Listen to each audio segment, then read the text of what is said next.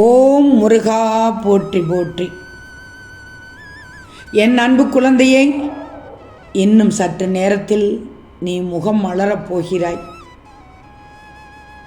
உன் விருப்பம் ஒன்று நிறைவேறப் போகிறது. இதுவரை நீ பட்ட துன்பங்கள் எல்லாம் பனிபோல் உருகி விலகி ஓடிவிடும். உனக்கு ஆசீர்வதிக்கப்பட்டதை தரப்போகிறேன். மனதை அமைதியாக வச்சுக்கோ. இந்த நிலை மாறி இன்று உனக்கு இன்னும் சற்று நேரத்தில் வெற்றி மட்டுமே கிடைக்கும் போது சந்தோஷமாக இரு. நீ தேடிய செல்வம் உன்னை தேடி வரப்போகிறது. நீ இழந்ததை எல்லாம் மீண்டும் பெறப்போகிறாய். நோய் நொடி இல்லாமல் மகிழ்ச்சியாக வாழப்போகிறாய். நீயும் உன் குடும்பமும் எப்போதும் மகிழ்ச்சியாக இருப்பதற்கு இந்த முருகனின் ஆசீர்வாதத்தை நான் உனக்கு மனம் உவந்து தரப்போகிறேன். உன் முருகன் உன்னோடு தான் இருக்கப் போகிறேன். பொறுமையோடு என்னிடம் பிரார்த்தனை செய்து கொண்டு வருகிறாய். நம்பிக்கையோடு என்னிடம் வேண்டிக் கொண்டு வருகிறாய். உனக்கு வேண்டியதை அள்ளிக் கொடுக்க நான் தயாராகிவிட்டேன். என் பிள்ளையின் முகத்தில் இனி மகிழ்ச்சியை மட்டும்தான் பார்க்கப் போகிறேன். வாழ்க்கை இனி உனக்கு சந்தோஷமாக இருக்கும். நீ நினைத்த காரியம் இன்னும் சற்று நேரத்தில் நடக்கப் போகிறது. நல்ல எண்ணத்தோடு இருக்கும் என் பிள்ளைக்கு ஆசீர்வாதம் முழுமையாக கிடைக்கப் போகிறது. உனக்கான நேரங்கள் எப்போது வரும் வரும் என்று காத்து கொண்டிருக்கிறாய். இதோ உன்னை தேடி வந்துவிட்டது. உன் பிள்ளைகளின் நலம் சீராகப் போகிறது. உனது மனதிலும் உன் இல்லத்திலும் இந்த முருகன் அமர்ந்து கொண்டிருக்கும் போது ஏன் உனக்கு கவலை தெரிகிறது? உன்னிடத்தில் இந்த முருகனை நீ மனதால் நினைத்தாலே போதும். தினமும் பூஜை செய்வதால் தான், பூஜித்தால் தான் நான் வருவேனா? இல்லை.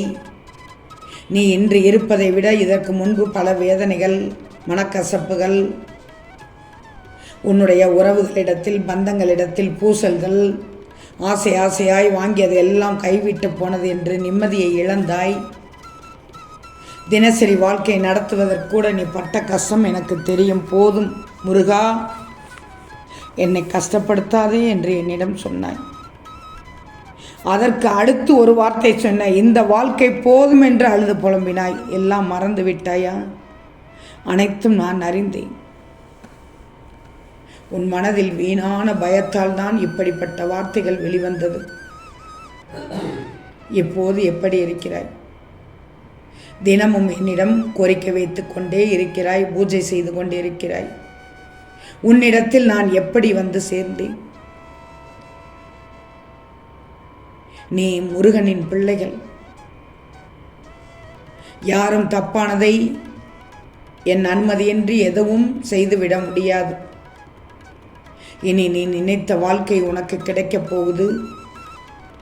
இந்த முருகனின் வாக்கு எப்போதும் பொய்யாகாது. பொறுமையாக இரு. நான் என் அதிசயத்தை இன்னும் சற்று நேரத்தில் நிகழ்த்துவேன். அனைத்தையும் வெற்றி பெற வைக்கப் போகிறேன். உன் முருகன் நான் இருக்கும்போது கவலையே படாதே. உன்னை ஒவ்வொரு சிக்கலிலும் இருந்தும் முருகன் விடுவித்து கொண்டுதான் இருக்கின்றேன். ஆனால் நீயோ ஏதாவது ஒரு புதிய சிக்கலில் மாட்டிக்கொண்டு விடுகிறாய். அதிலிருந்து வெளியேறவும் முடியாமல் மாட்டிக்கொண்டு முழிக்கிறாய். எதை செய்தாலும் என்னிடத்தில் கேட்டு செய். இப்படி நான் சொல்வதை கூட அடிக்கடி மறந்து விடுகிறாய். அந்த அளவுக்கு உன்னுடைய கவனம் சிதறிவிட்டது. நான் தான் கூறுகிறேனே, உன்னுடைய அத்தனை காரியங்களையும் நான் முன்னின்று நடத்தி உன்னை நல்ல பாதையில், நல்ல வழியில், வெற்றி பாதையில் செல்லச் செய்வேன் என்று. அதற்காக கொஞ்சம் பொறுமையாக இரு என்று தான் சொல்கிறேன். எப்போதும் ஏதோ ஒரு யோசனையோடு இருந்து கொண்டு உன் குடும்பத்தார் என்ன பேசுகிறார்கள் என்பதை காதில் வாங்கி கொண்டாலும் கருத்தில் பதிய விடாமல் இருந்தால் என்ன அர்த்தம்? நீ யோசனை செய்து கொண்டே இருப்பதால் நீ நினைப்பது நடந்து விடுமா? அதற்கென்ற நேரத்தை இந்த முருகன் உருவாக்க வேண்டாமா? நீ எதிர்பார்க்காத விஷயங்களை எதிர்பாராத நேரத்தில் நான் செய்து கொடுக்கவில்லையா தங்கமே? அதே போல்தான் இனி எல்லாம் சுகமாக முடியும். உன் முயற்சியை மட்டும் கைவிட்டு விடக்கூடாது. எந்த பலன்களையும் எதிர்பாராமல் மனதை சலனமின்றி வச்சிட்டு உன் வழியில் செல். அந்த வழி முட்களாகவோ குண்டும் குழியுமாகவோ பாதாளமாகவோ அடிபட்டதாகவோ இருந்தாலும் எழுந்து நடந்துதான் பாரு. உன்னுடைய பாதையை மாறிக்கொண்டிருப்பதை நீயே உணர்வாய். கஷ்டத்தை கடந்து செல்ல செல்ல இன்பம், மகிழ்ச்சி, தீர்வு, செல்வம், வெற்றி, ஆயுள், நன்மை கிடைக்கப் பெறுவாய். இன்னும் சற்று நேரத்திலேயே நல்ல செய்தி கேட்டு மனம் உருகி நிச்சயம் இந்த முருகனை நினைப்பாய். உன் முருகன் யார் என்பதை நீ உணர்வாய். நம்பிக்கையோடு இரு, பொறுமையோடு இரு. நீ எப்படிப்பட்டவன் என்று எனக்கு தெரியும். நீ நல்லவன். நல்லவர்களைத்தான் அதிகம் ஏமாற்றிக் கொண்டிருக்கிறார்கள். ஒருவர் உனக்கு துரோகம் செய்தால் அவருக்கு நீயும் துரோகம் செய்ய வேண்டும் என்ற நினைப்பு கூட உன்னிடத்தில் இருக்காது.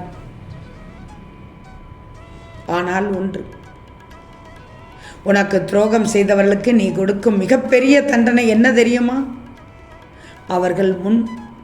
அவர்கள் கண்முன் இன்னும் பெரியவனாக சாதித்து நீ வாழ்ந்து காட்டுவது மட்டும்தான். உனக்குள்ளே அந்த தன்னம்பிக்கை வேண்டும். உனக்குள்ளே அந்த வைராக்கியம் வர வேண்டும். அதை நீ வளர்த்து கொள்ளணும். ஒரு விஷயம் உனக்கு எதிராக நடந்தால் அதை நீ நினைத்து இடிந்து போகக்கூடாது. உன்னை மற்றவர்கள் ஏமாற்றுவதற்கு ஒரே ஒரு காரணம், நீ அவர்களிடம் பலம் என்ன பலவீனம் என்ன என்பதை ஒருபோதும் கூறிவிடாதே. அதுதான் உன் பலவீனமே. எல்லோரும் உன்னை போல் நல்லவர்களாக இருப்பார்கள் என்று நினைக்காதே. அதுதான் நீ செய்யும் மிகப்பெரிய தவறு. உனக்கு துரோகம் செய்தவர்களுக்கு முன்னால் நீ நன்றாக வாழ்ந்து காட்டணும். தலை நிமிர்ந்து வாழ்ந்து காட்டணும். அதுவே அவர்கள் உன் காலில் விழுவதற்கு சமம். உன் கால்களில் விழுந்து மன்னிப்பு கேட்பதற்கு சமமாகும். எல்லோரையும் பார்த்தவுடன் நம்பிவிடாது. எல்லோரையும் எடுத்தவுடன் நம்பிவிடாது. ஏன்னா அது உன் வாழ்க்கையை கேள்விக்குறியாக்கிவிடும். உன் மனதிற்கு நீ நல்லவனாக வாழ பழகிக்கோ, அவ்வளவுதான் போதும். அதுவே உன்னை பெரியவனாக கொண்டு போய் சேர்த்துவிடும். உன் வாழ்க்கையில் நீ இருக்கும்போது வேறு யார் வேண்டும்? வேறு யாரும் தேவையில்லை. உனக்கு நல்ல நேரம் துவங்கிவிட்டது.